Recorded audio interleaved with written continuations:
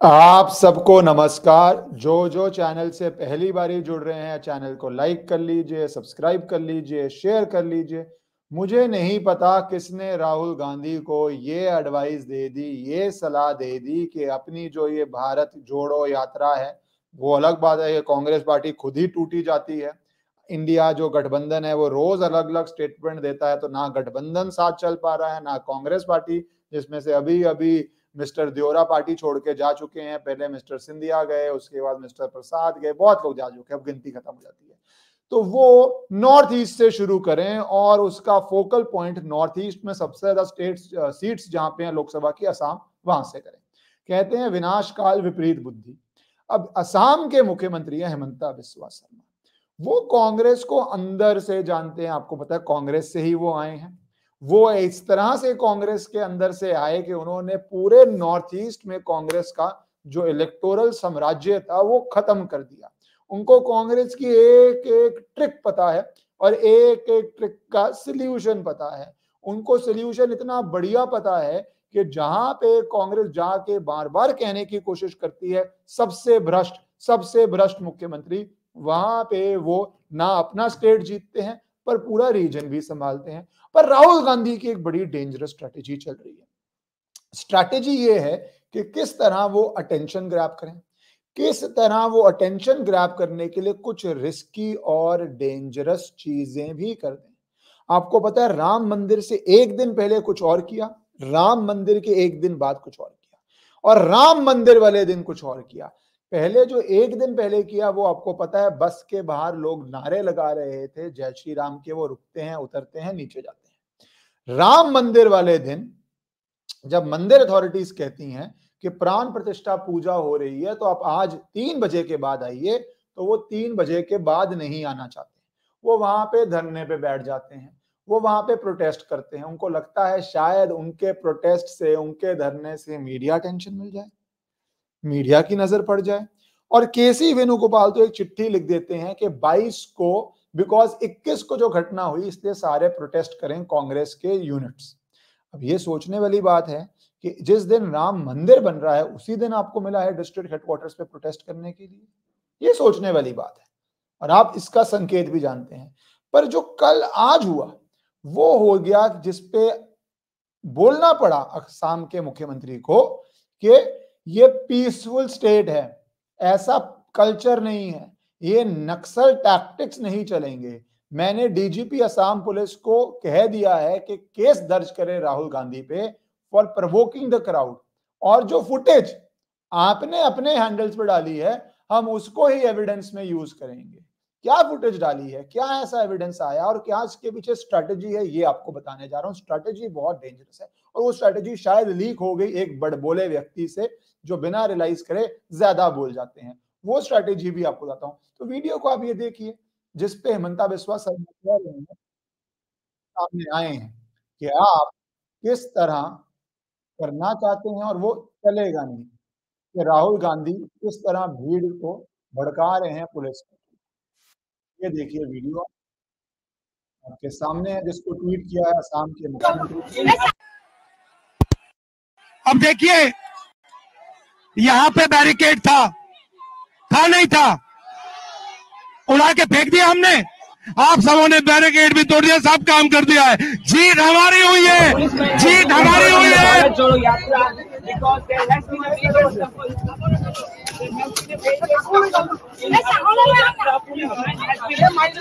injured.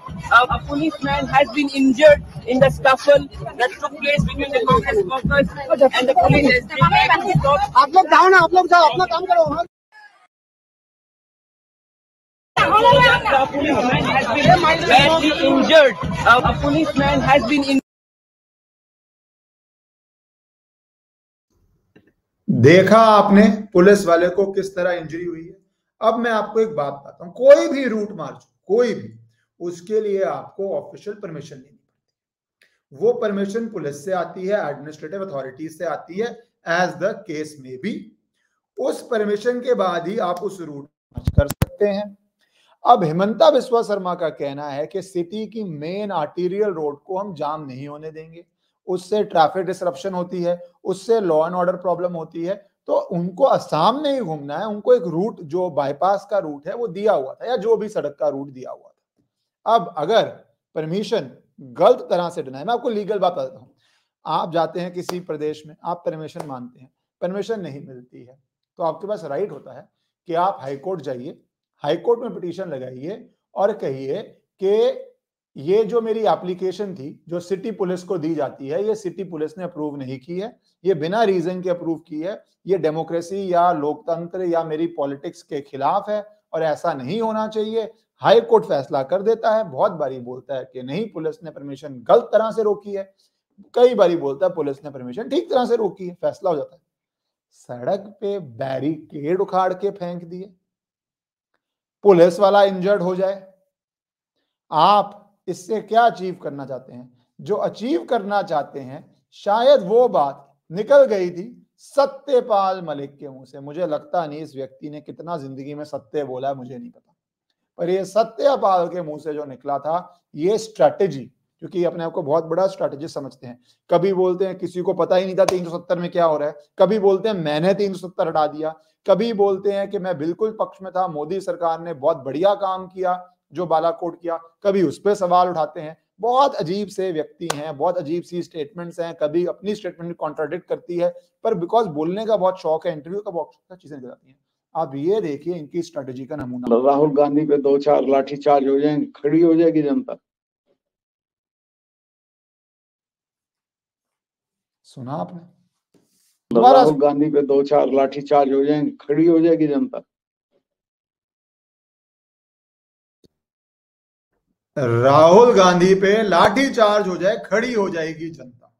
तो मतलब ऐसी सिचुएशन क्रिएट करो, ऐसी सिचुएशन क्रिएट करो कि किसी ना किसी तरह वायलेंस हो जाए।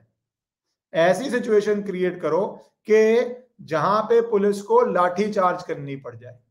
और एक वीडियो भी सामने आ रही है जहां पे बैरिकेड्स तोड़े जा रहे हैं। यहां पे मैं वीडियो आपको दिखा, जहां पे बैरिकेड्स तोड़े जा रहे हैं और बड़ी खुशी से तोड़े जा रहे हैं। अब पुलिस के सामने आप लॉ एंड ऑर्डर से खेलें, आप बैरिकेड्स तोड़ें, आप पुलिस क्या करेगी? पुलिस को ड्यूटी है लॉ एंड ऑर्डर मेंटेन करने की। पुलिस उस ड्यूटी के तहत एक्शन लेगी। एक्शन लेने में लाठीचार्ज हो सकता है, लाठीचार्ज में इंजरी हो सकती है, इंजरी के अंदर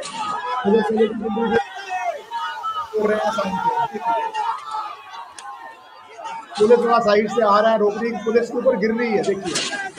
देखिए ऐसी बहुत सारी वीडियोस आएंगी आपको जहां पे पुलिस के ऊपर से बैरिकेड तोड़ने के लिए ये हो रहा है, पुलिस को इंजरी हो रही है।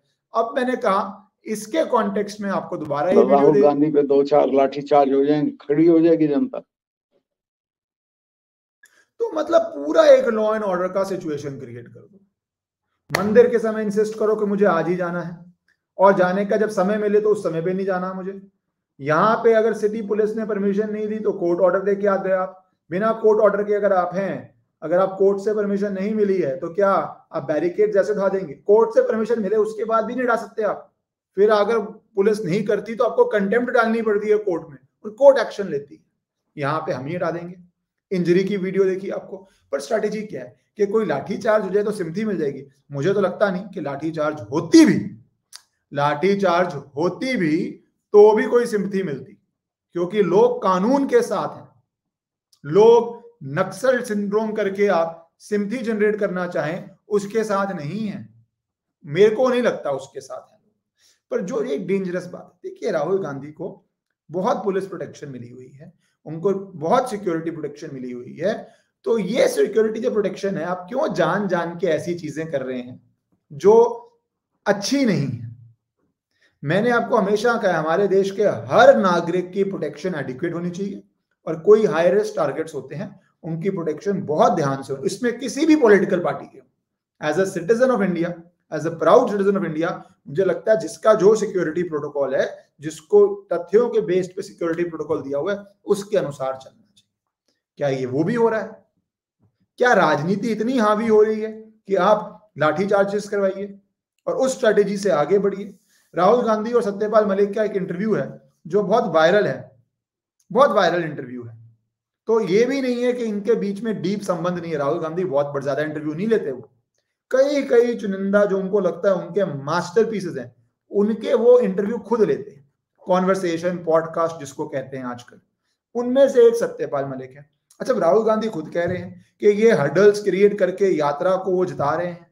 तो स्ट्रैटेजी बेसिक ये हो चुकी है कि स्टेट का लॉ ऑर्डर जो मर्जी हो, पुलिस का जो मर्जी निर्णय हो, हम तो हड़कंप मचाएंगे, हमको हड़कंप मचाने के बाद पब्लिसिटी चाहेंगे और सिंपथी चाहेंगे। इसीलिए शायद हेमंता बिस्वा शर्मा ने कहा कि ये नक्सल टैक्टिक्स आपके चलने नहीं देंगे। और मेरा पूरा विश्वास है कि जो इलेक्टेड सीएम है वो अपने प्रदेश के लिए जो उचित है वो करेंगे, और उनको ये सारे ड्रामे, सारी गेम्स कांग्रेस की अंदर से पता है, और वो ही इन सबको फ्लॉप कर रहे हैं। क्योंकि मैंने तो कहीं पे एक पैसे की भी सिंपथी नहीं देखी जो ये हरकतें राहुल गांधी या कांग्रेस असम में कर रहे हैं। उल्टा मैंने तो ये सुना है कि जय श्री राम के नारों में जिस तरह मंदिर जाने का टाइम मिला था, जिस तरह आपको राम मंदिर के साथ होना चाहिए था, उस सब पे लोगों ने अपनी प्रतिक्रिया दी है कि अगर आप ऐसे ही चलते रहे तो इस बारी शायद 2014 या 2019 से भी बुरा हाल हो जाए आपका इलेक्टोरल पॉलिटिक्स। भारत माता की जय।